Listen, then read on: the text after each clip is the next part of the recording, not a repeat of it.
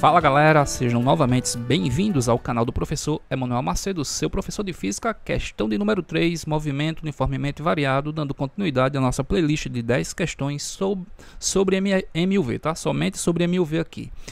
Pessoal, a questão 3 envolve gráfico, tá? A questão 3 envolve gráfico. A questão 3 fala assim: analisando-se a figura que representa o movimento unidimensional de uma partícula, ou seja, em apenas uma dimensão, é correto afirmar que a figura que a questão se refere a essa figura aqui, a esse gráfico, tá? A gente tem um gráfico aqui, ó, é o gráfico da velocidade em função do tempo.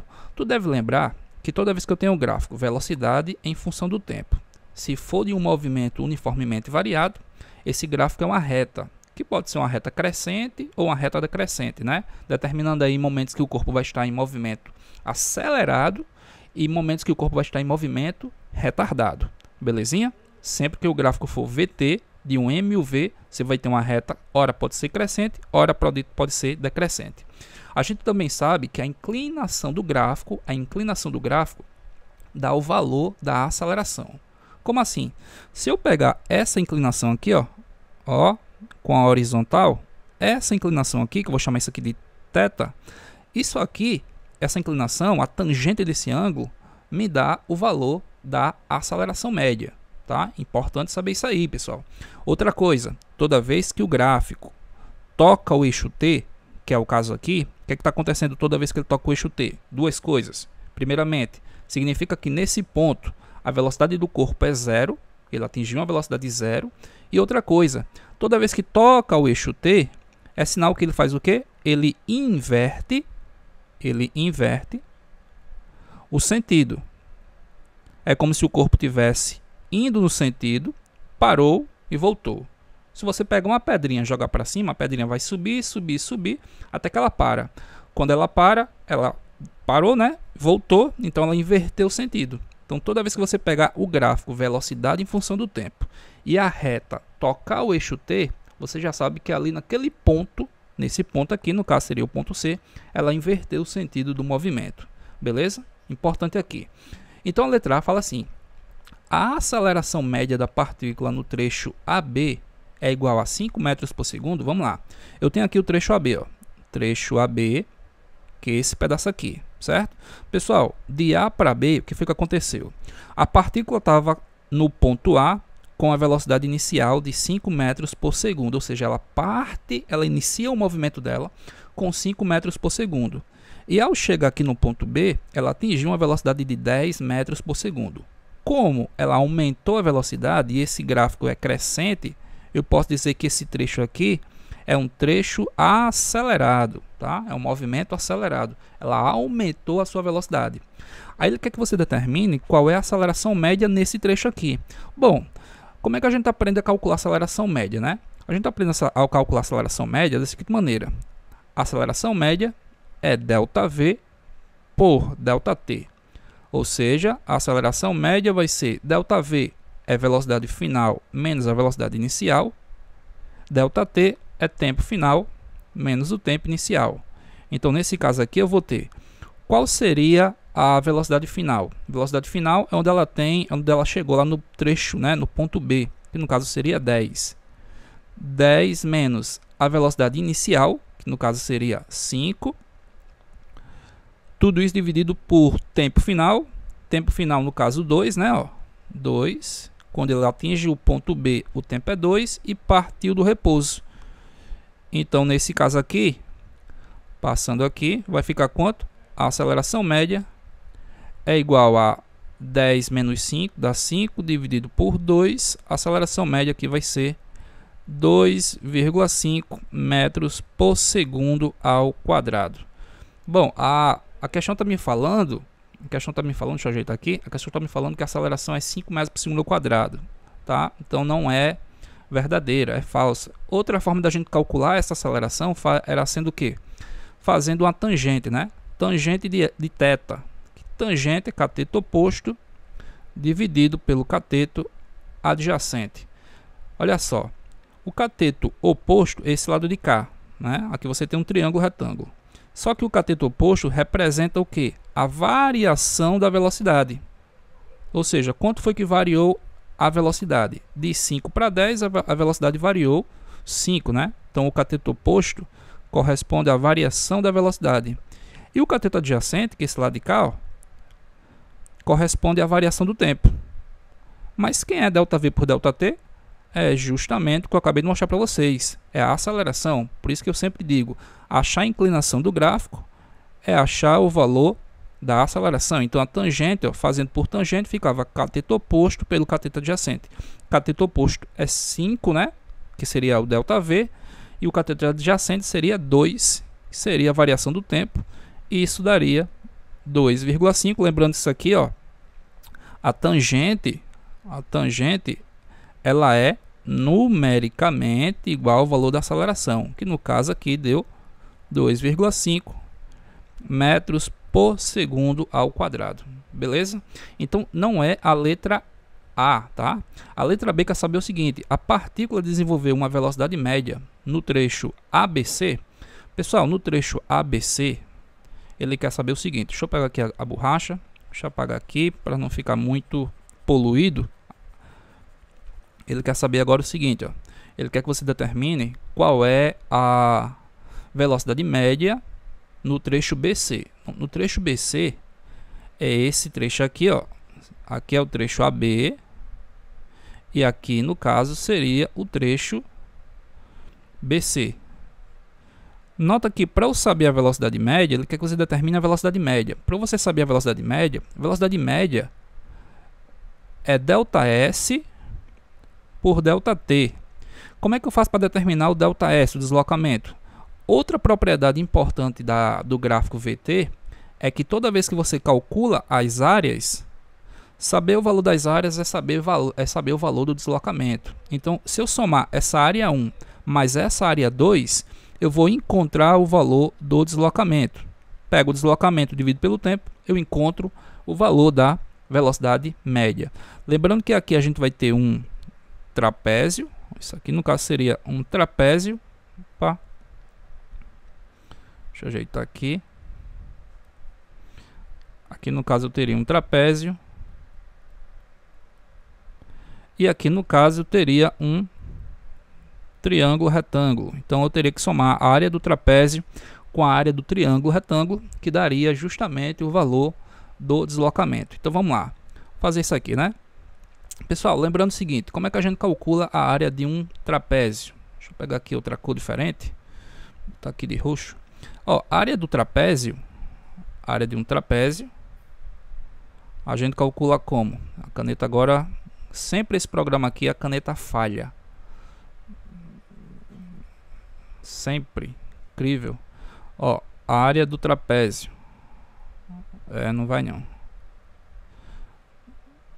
Eu vou botar mais aqui para esse lado de cá. Vou botar aqui, ó.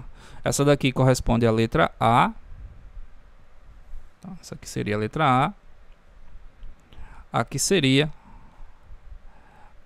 a letra B. Então, pessoal, a letra B vai ser o quê? Área do trapézio.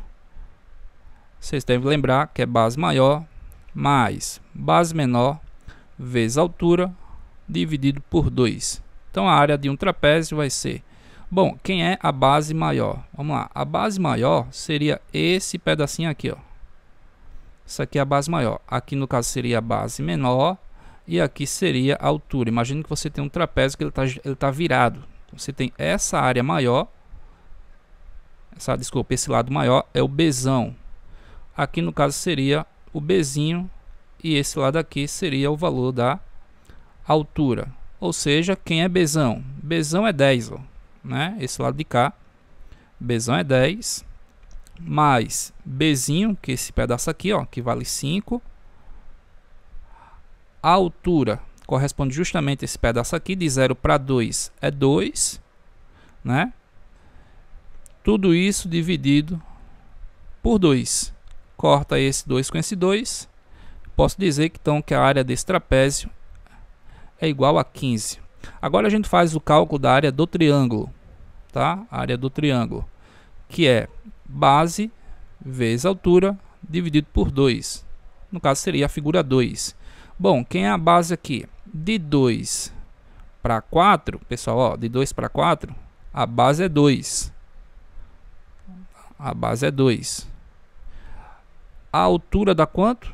De 0 para... Aqui no caso de 0 para 10, a altura 10. Tudo isso dividido por 2. Corta, corta. Então você vai ter que a área do triângulo é igual a 10. Mas como eu falei, sabendo o valor das áreas, você sabe o valor do deslocamento. Então eu posso dizer que o ΔS, que é numericamente igual ao valor da soma das áreas, né? Soma das áreas aqui. O ΔS é igual à soma da área 1 mais a área 2, que no caso é a área do trapézio mais a área do triângulo. Então no caso do ΔS é igual a, se você somar a área dos dois, vai dar 25 metros. Como a questão quer que você determine qual é a velocidade média do corpo, então eu faço velocidade média é ΔS por ΔT. Lembrando que esse ΔS é do trecho ABC, ok? E o ΔT é o tempo do trecho ABC. Logo, se você olhar para o gráfico aqui, no trecho ABC, ó, no trecho ABC, gastou-se quanto tempo? ABC, 4 segundos. Então ele andou 25 metros em 4 segundos. 25 metros em 4 segundos. A velocidade média aqui vai dar 6,25 metros por segundo, que não corresponde ao que diz a letra B, tá? Então essa também é falsa. Essa daqui também vai ser falsa. Letra C. No trecho BC, a partícula está sofrendo uma desaceleração média, cujo módulo é 4 metros por segundo ao quadrado. Vamos apagar aqui agora. Qualquer coisinha, é só você parar o vídeo, voltar, tá? O bom da videoaula, como eu sempre digo, é isso, né? Você tem todo um momento para revisar o que o professor falou. Se você não entendeu alguma coisa, é só voltar o vídeo de novo. Vamos lá, gente, ó. Vou colocar agora aqui de verde. No trecho BC, que também vou apagar. No trecho BC,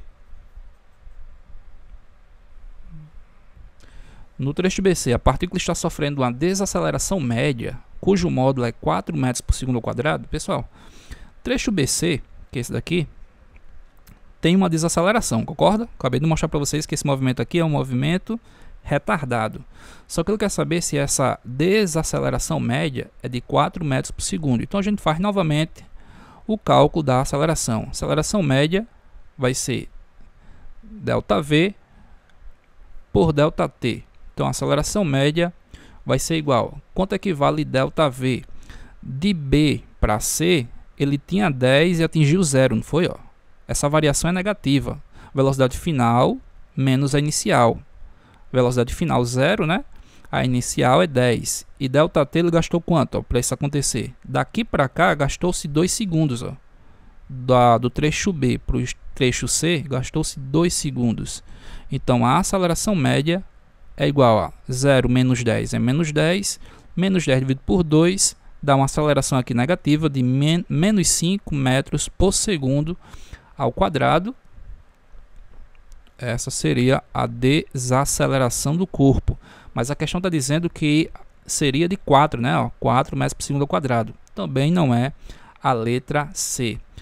Dá para a gente fazer aqui a letra D do lado? Porque a letra D está perguntando o seguinte. A distância percorrida pela partícula 4 segundos após o início de seu movimento é igual a... Pessoal, qual é a distância percorrida pela partícula? A distância percorrida pela partícula 4 segundos após o início de seu movimento é igual a 20 metros. Nota, a gente acabou de ver o seguinte. Esse pedacinho aqui a gente encontrou uma área de 15, né? 15 metros. Consequentemente, esse deslocamento foi de 15 metros. Essa outra área aqui, a gente também fez o cálculo. E encontramos o que? A gente encontrou aqui um ΔS, o ΔS2, ΔS1, 15, aqui foi 10. Isso se deu no intervalo de quantos segundos? 4 segundos. Durante 4 segundos o corpo andou 25 metros. A distância percorrida pela partícula 4 segundos após o início de seu movimento é igual a 20 metros? Não. Falso. Tá? Acabamos já fizemos esse cálculo. Essa D aqui é falsa também. Tá? Então só nos resta a letra E. No instante t igual a 4 segundos, a partícula para. Ó, no instante t igual a 4 segundos, a partícula parou. Acabei de falar que tocou o eixo T aqui, ó, onde toca o eixo T é um momento que ela para. No instante t igual a 4 segundos, a partícula para e muda o sentido do seu movimento, certo? Tendo percorrido 25 metros, exato. Andou 15 de A para B, andou mais 10 de B para C, ou seja, andou no total aqui, ó, 25 metros. De A, B, C, andou 25 metros. E tocando aqui no eixo T, acontece o que com ela? Ela inverte novamente o sentido. Inverte o sentido do movimento, garantindo aí como gabarito dessa questão a letra E. Ok? E de Emanuel. Letra E é a boa. É a questão verdadeira. Beleza, galera? Então era essa a resolução da questão 3, ok? Fiquem atentos aí à questão número 4 sobre MUV, questão bastante legal aí, que deu para trabalhar um monte de coisa, né? Só relembrando, gráfico VT, sempre se for de um MUV, é uma reta que pode ser crescente ou decrescente. A inclinação garante a aceleração, tá? Sabendo a tangente do ângulo, eu sei a aceleração do corpo. Sabendo a área do gráfico, eu sei o deslocamento ou a distância percorrida por esse corpo. Valeu, galera. Fiquem atentos às questões que vão vir por aí. Aquele abraço.